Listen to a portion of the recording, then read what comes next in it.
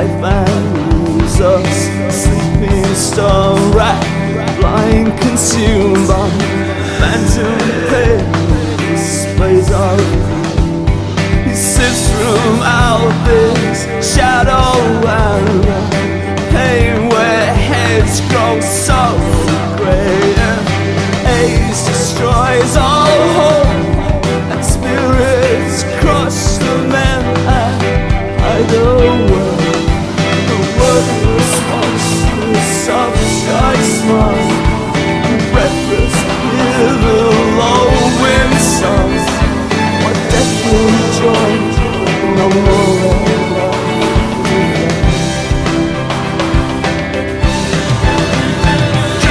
Dream yourself away. Eternity awaits us all. Open your eyes and be with me. With me.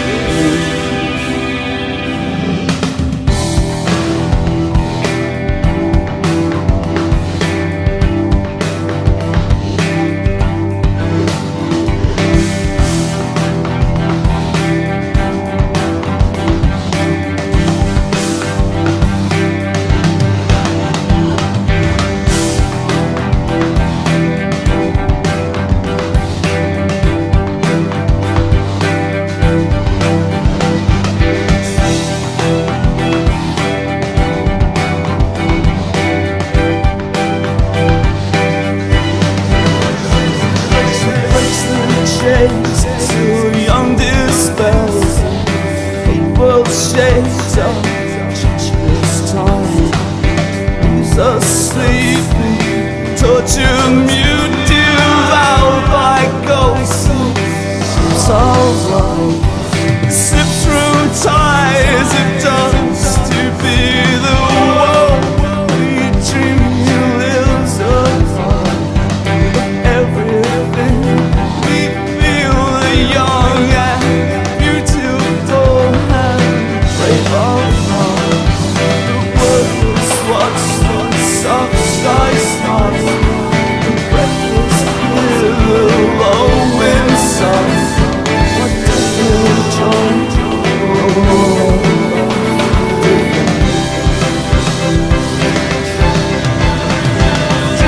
Dream yourself away. Eternity awaits us all. Open your eyes and be with me. Dream yourself away. Eternity awaits us all. Open your eyes and be with me forever.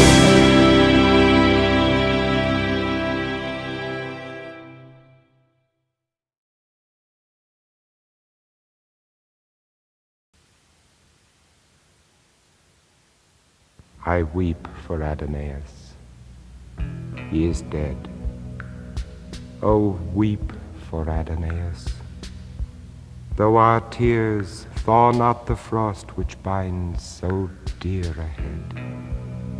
And thou, sad hour, selected from all years to mourn our loss, rouse thy obscure compeers and teach them thine own sorrow.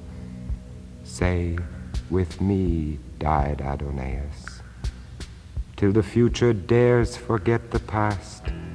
His fate and fame shall be an echo and a light unto eternity. Where wert thou, mighty mother, when he lay, when thy son lay pierced by the shaft which flies in darkness? Where was lorn Urania when Adonais died? With veiled eyes, mid listening echoes, in her paradise she sate, while one with soft enamored breath rekindled all the fading melodies, with which like flowers that mock the corse beneath, he had adorned and hid the coming bulk of death. Oh, weep for Adonais. he is dead. Wake, melancholy mother, wake and weep. Yet wherefore? Quench within their burning bed thy fiery tears, and let thy loud heart keep like his a mute and uncomplaining sleep. For he is gone where all things wise and fair descend. Oh, dream not that the amorous deep will yet restore him to the vital air. Death feeds on his mute voice and laughs at our despair. Most musical of mourners, weep again. Lament anew, Urania. He died, who was the sire of an immortal strain, blind, old, and lonely, when his country's pride, the priest, the slave, and the liberticide, trampled and mocked with many a loathed rite of lust and blood. He went, unterrified, into the gulf of death, but his clear sprite yet reigns o'er earth, the third among the sons of light. Most musical of mourners, weep anew. Not all to that bright station dared to climb, and happier they their happiness who knew, whose tapers yet burn through that night of time in which sons perished. Others more sublime, struck by the envious wrath of man or God, have sunk extinct in their refulgent prime, and some yet live, treading the thorny road which leads through toil and hate to fame's serene abode. But now thy youngest, dearest one has perished, the nursling of thy widowhood, who grew like a pale flower by some sad maiden cherished, and fed with true love tears instead of dew. Most musical of mourners, weep anew. Thy extreme hope, the loveliest and the last, the bloom whose petals nipped before they blew, died on the promise of the fruit, is waste. The broken lily lies, the storm is overpast. To that high capital where kingly death keeps his pale court in beauty and decay, he came, and bought with price of purest breath a grave among the eternal. Come away, haste, while the vault of blue Italian day is yet his fitting charnel roof, while still he lies as if in dewy sleep he lay. Awake him not. Surely he takes his fill of deep and liquid rest, forgetful of all ill. He will awake no more, oh, nevermore. Within the twilight chamber spreads apace the shadow of white death, and at the door invisible corruption waits to trace his extreme way to her dim dwelling place. The eternal hunger sits, but pity and awe soothe her pale rage, nor dares she to deface so fair a prey, till darkness and the law of change shall o'er his sleep the mortal curtain draw. O weep for Adonais, the quick dreams, the passion-winged ministers of thought, who were his flocks, whom near the living streams of his young spirit he fed, and whom he taught the love which was its music. Wander not, wander no more from kindling brain to brain, but droop there whence they sprung, and mourn their lot round the cold heart, where after their sweet pain they ne'er will gather strength or find a home again. And one with trembling hands clasps his cold head, and fans him with her moonlight wings and cries, "Our love, our hope, our sorrow is not dead. See on the silken fringe of his faint eyes, like dew upon a sleeping flower, there lies a tear some dream has loosened from his brain." Lost angel of a ruined paradise, she knew not 'twas her own, as with no stain she faded, like a cloud which had outwept its rain.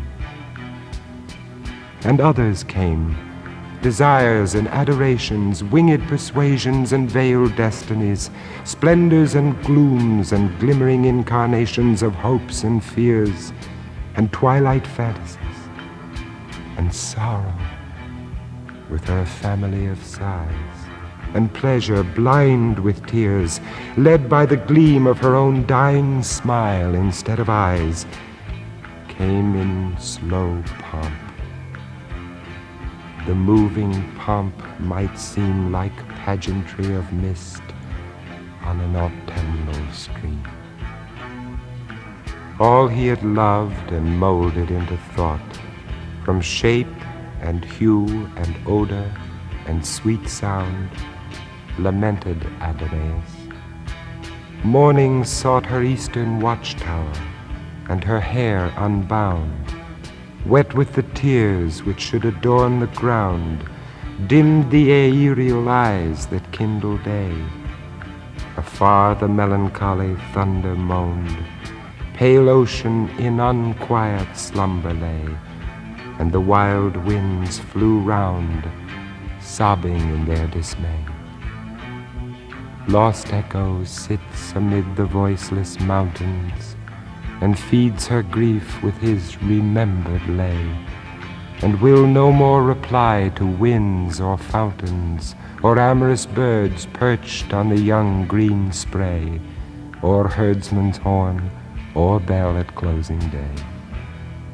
Since she can mimic not his lips, more dear than those for whose disdain she pined away into a shadow of all sounds, a drear murmur between their songs is all the woodmen hear.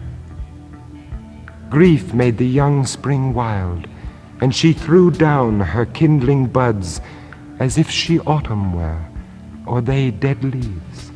Since her delight is flown, for whom should she have waked the sullen year? To Phoebus was not Hyacinth so dear, nor to himself Narcissus, as to both thou, Adonais. One they stand and sear amid the faint companions of their youth, with dew all turned to tears, odor to sighing ruth. Ah, woe is me!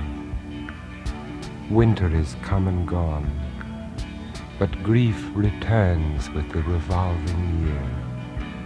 The airs and streams renew their joyous tone. The ants, the bees, the swallows reappear. Fresh leaves and flowers deck the dead season's bier. The amorous birds now pair in every brake, and build their mossy homes in field and brier. And the green lizard and the golden snake, like unimprisoned flames, out of their trance awake. Through wood and field and stream and hill and ocean, a quickening life from the earth's heart has burst, as it has ever done with change and motion, from the great morning of the world when first God dawned on chaos. In its stream immersed, the lamps of heaven flash with a softer light. All baser things pant with life's sacred thirst, diffuse themselves, and spend in love's delight the beauty and the joy of their renewed might. The leprous corpse, touched by this spirit tender, exhales itself in flowers of gentle breath, like incarnations of the stars when splendor is changed to fragrance, They illumine death and mock the merry worm that wakes beneath. Naught we know dies. Shall that alone which knows be as a sword consumed before the sheath by sightless lightning? The intense atom glows a moment, then is quenched in a most cold repose. Alas, that all we loved of him should be but for our grief, as if it had not been, and grief itself be mortal. Woe is me! Whence are we, and why are we? Of what scene the actors or spectators? Great and mean meet massed in death. Who lends what life must borrow? As long as skies are blue and fields are green, evening must usher night, night urge the morrow, month follow month with woe, and year wake year to sorrow. He will awake no more, oh nevermore. Wake thou, cried misery. Childless mother, rise out of thy sleep and slake in thy heart's core a wound more fierce than his, with tears and sighs. And all the dreams that watched Urania's eyes, and all the echoes whom their sister's song had held in holy silence, cried, arise! Swift as a thought by the snake memory stung, from her ambrosial rest the fading splendor sprung. She rose like an autumnal night that springs out of the east and follows wild and drear the golden day, which on eternal wings, even as a ghost abandoning a bier, had left the earth a corpse. Sorrow and fear so struck, so roused, so wrapped Urania, so saddened round her like an atmosphere of stormy mist, so swept her on her way even to the mournful place where Adonais lay. Out of her secret paradise she sped through camps and cities rough with stone and steel and human hearts, which to her airy tread, yielding not, wounded the invisible palms of her tender feet where'er they fell, and barbed tongues and thoughts more sharp than they rent the soft form they never could repel, whose sacred blood, like the young tears of May, paved with eternal flowers that undeserving way. In the death chamber for a moment death, shamed by the presence of that living might, blushed to annihilation, and the breath revisited those lips, and life's pale light flashed through those limbs, so late her dear delight. Leave me not wild and drear and comfortless as silent lightning leaves the starless night. Leave me not, cried Urania. Her distress roused death. Death rose and smiled and met her vain caress. Stay yet a while, speak to me once again, kiss me so long but as a kiss may live, and in my heartless breast and burning brain that word, that kiss, shall all thoughts else survive, with food of saddest memory kept alive. Now thou art dead, as if it were a part of thee, my Adonais. I would give all that I am to be as thou now art, but I am chained to time and cannot thence depart. O gentle child, beautiful as thou wert, why didst thou leave the trodden paths of men too soon, and with weak hands, though mighty heart, dare the unpastured dragon in his den? Defenseless as thou wert, oh, where was then wisdom the mirrored shield, or scorn the spear? Or hadst thou waited the full cycle, when thy spirit should have filled its crescent sphere, the monsters of life's waste had fled from thee like deer. The herded wolves, bold only to pursue, the obscene ravens, clamorous o'er the dead, the vultures to the conqueror's banner true, who feed where desolation first has fed, and whose wings rain contagion, How they fled when, like Apollo, from his golden bow, the Pythian of the age, one arrow sped and smiled. The spoilers tempt no second blow. They fawn on the proud feet that spurn them, lying low. The sun comes forth, and many reptiles spawn. He sets, and each ephemeral insect then is gathered into death without a dawn, and the immortal stars awake again. So is it in the world of living men. A godlike mind soars forth in its delight, making earth bare and veiling heaven, and when it sinks, the swarms that dimmed or shared its light leave to its kindred lamps the spirit's awful night.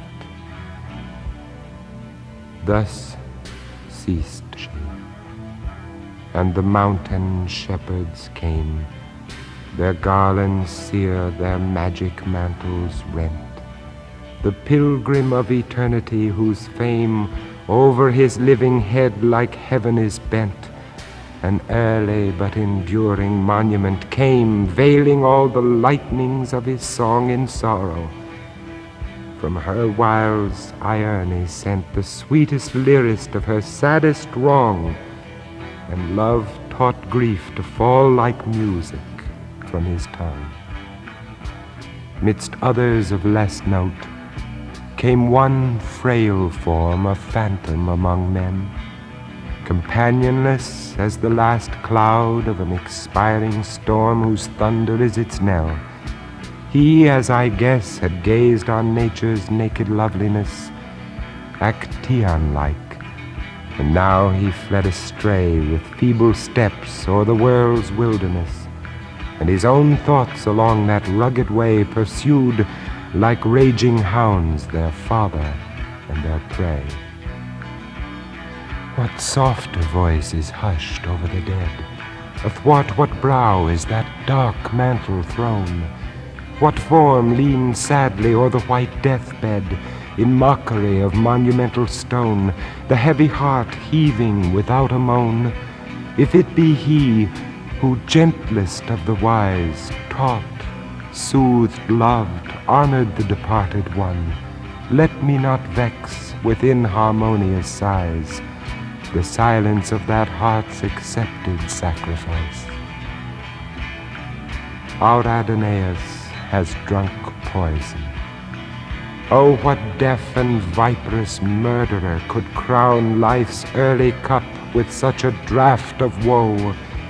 The nameless worm would now itself disown. It felt, yet could escape the magic tone, whose prelude held all envy, hate, and wrong. But what was howling in one breast alone, silent with expectation of the song, whose master's hand is cold, whose silver lyre unstrung? Peace, peace, he is not dead, he doth not sleep. He hath awakened from the dream of life. 'Tis we who, lost in stormy visions, keep with phantoms an unprofitable strife, and in mad trance strike with our spirit's knife invulnerable nothings. We decay like corpses in a charnel. Fear and grief convulse us and consume us day by day, and cold hopes swarm like worms within our living clay. He has outsoared the shadow of our night, envy and calumny and hate and pain, and that unrest which men miscall delight can touch him not and torture not again. From the contagion of the world's slow stain he is secure, and now can never mourn a heart grown cold, a head grown gray in vain, nor when the spirit's self has ceased to burn, with sparkless ashes load an unlamented urn. He lives, he wakes, 'Tis death is dead, not he. Mourn not for Adonais. Thou young dawn, turn all thy dew to splendor, for from thee the spirit thou lamentest is not gone. Ye caverns and ye forests, cease to moan. Cease, ye faint flowers and fountains, and thou, air which like a mourning veil thy scarf hadst thrown o'er the abandoned earth, now leave it bare, even to the joyous stars which smile on its despair. He is made one with nature. There is heard his voice in all her music, from the moan of thunder to the song of night's sweet bird. He is a presence to be felt and known in darkness and in light, from herb and stone, spreading itself where'er that power may move, which has withdrawn his being to its own, which wields the world with never-wearied love, sustains it from beneath and kindles it above. He is a portion of the loveliness which once he made more lovely. He doth bear his part, while the one spirit's plastic stress sweeps through the dull, dense world, compelling their all-new successions to the forms they wear, torturing the unwilling dross that checks its flight to its own likeness, as each mass may bear, and bursting in its beauty and its might, from trees and beasts and men into the heavens' light. The splendors of the firmament of time may be eclipsed, but are extinguished not. Like stars to their appointed height they climb, and death is a low mist which cannot blot the brightness it may veil. When lofty thought lifts a young heart above its mortal lair, and love and life contend in it for what shall be its earthly doom, the dead live there and move like winds of light on dark and stormy air. The inheritors of unfulfilled renown rose from their thrones, built beyond mortal thought, far in the unapparent. Chatterton rose pale, his solemn agony had not yet faded from him. Sidney, as he fought and as he fell and as he lived and loved, sublimely mild, a spirit without spot, arose, and Lucan, by his death approved.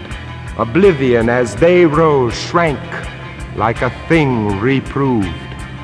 And many more whose names on earth are dark, but whose transmitted effluence cannot die, so long as fire outlives the parent spark, rose, robed in dazzling immortality. Thou art become as one of us, they cry. It was for thee yon kingless sphere has long swung blind in unascended majesty, silent alone amid an heaven of song. Assume thy winged throne, thou vesper of our throng. Who mourns for Adonais? Oh, come forth, fond wretch, and know thyself and him aright. Clasp with thy panting soul the pendulous earth. As from a center dart thy spirit's light beyond all worlds, until its spacious might satiate the void circumference, then shrink even to a point within our day and night, and keep thy heart light, lest it make thee sink, when hope has kindled hope and lured thee to the brink. Or go to Rome, which is the sepulchre, oh, not of him, but of our joy. 'Tis not that ages, empires, and religions there lie buried in the ravage they have wrought. For such as he can lend, they borrow not glory from those who made the world their prey. And he is gathered to the kings of thought, who waged contention with their time's decay, and of the past are all that cannot pass away. Go thou to Rome, at once the paradise, the grave, the city, and the wilderness, and where its wrecks like shattered mountains rise, and flowering weeds and fragrant copses dress the bones of desolation's nakedness, pass, till the spirit of the spot shall lead thy footsteps to a slope of green excess, where, like an infant's smile, over the dead a light of laughing flowers along the grass is spread, and gray walls molder round, on which dull time feeds, like slow fire upon a hoary brand, and one keen pyramid, with wedge sublime, pavilioning the dust of him who planned this refuge for his memory, doth stand like flame transformed to marble, and beneath a field is spread, on which a newer band have pitched in heaven's smile their camp of death, welcoming him we lose with scarce extinguished breath. Here pause. These graves are all too young as yet to have outgrown the sorrow which consigned its charge to each. And if the seal is set here on one fountain of a mourning mind, break it not thou. Too surely shalt thou find thine own well full, if thou returnest home, of tears and gall. From the world's bitter wind, seek shelter in the shadow of the tomb. What Adonais is, why fear we to become? The one remains, the many change and pass. Heaven's light forever shines, earth's shadows fly. Life, like a dome of many-colored glass, stains the white radiance of eternity until death tramples it to fragments. Die, if thou wouldst be with that which thou dost seek. Follow where all is fled. Rome's azure sky, flowers, ruins, statues, music, words are weak. The glory they transfuse with fitting truth to speak. Why linger? Why turn back? Why shrink, my heart? Thy hopes are gone before. From all things here they have departed. Thou shouldst now depart. A light is passed from the revolving year, and man and woman, and what still is dear attracts to crush, repels to make thee wither.